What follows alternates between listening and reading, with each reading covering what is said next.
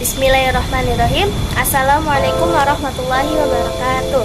Perkenalkan, kami dari kelompok 3, yaitu saya sendiri, Umarima Putri Kamal, dan rekan saya Leli Rismayati.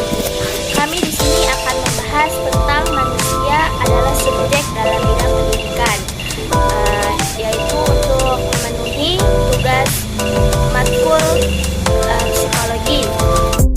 Manusia merupakan makhluk yang memiliki kemampuan yang kompleks. Kemampuan tersebut masuk ke dalam unsur jasmani dan rohani. Namun semua kemampuan tersebut di zaman modern seperti saat ini hanya dibatasi salah satunya saja.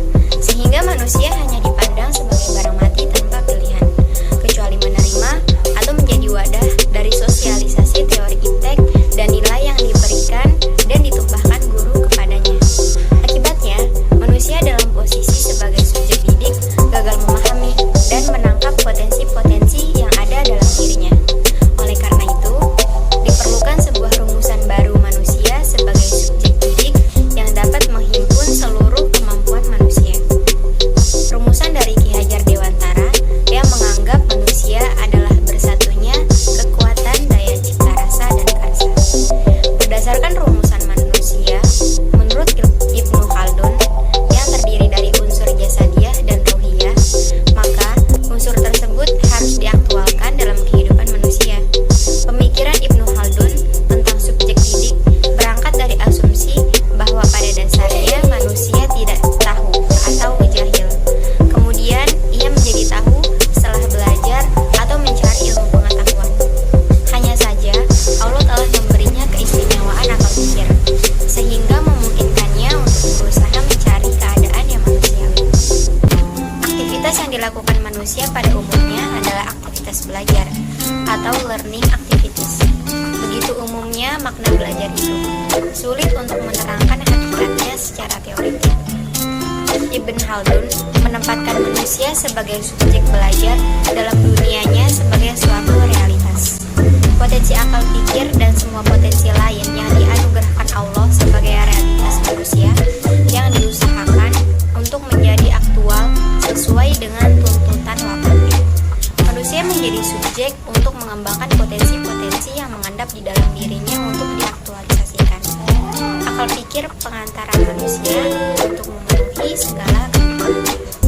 Sejatinya, manusia sebagai subjek yang masih memerlukan bimbingan dan tuntunan agar dapat mempertahankan kemurnian dan keutuhan tersebut. Maka diperlukan juga sebuah usaha yang dapat mengantarkan manusia mematangkan mengenai pematangan unsur yang ada pada diri manusia, terutama terletak pada jiwa. Unsur jiwa terdiri dari cipta, rasa, dan karsa harus dimatangkan, sebab ketiga merupakan daya kekuatan manusia untuk dapat hidup dengan baik. Cipta diartikan sebagai daya yang ada pada pikiran manusia, diperlukan untuk menentukan dan mempertimbangkan. Rasa daya yang berupa emosi, karsa berupa kemauan untuk menentukan hidupnya.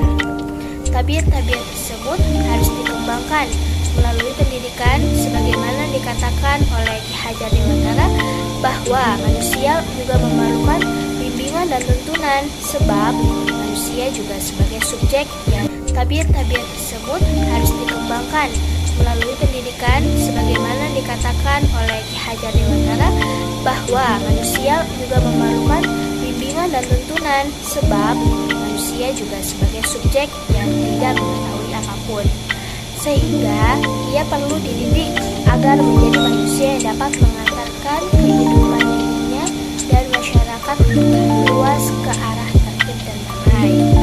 Kemudian, untuk mewujudkan tertib damainya kehidupan, manusia dituntut untuk bersikap mandiri, disiplin, dan merdeka.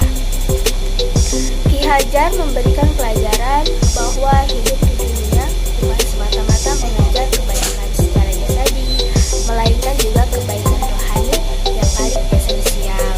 Dengan demikian, manusia pada hakikatnya adalah makhluk yang diciptakan untuk selalu berkembang, memperbaiki diri dan jiwanya agar menjadi manusia sejati.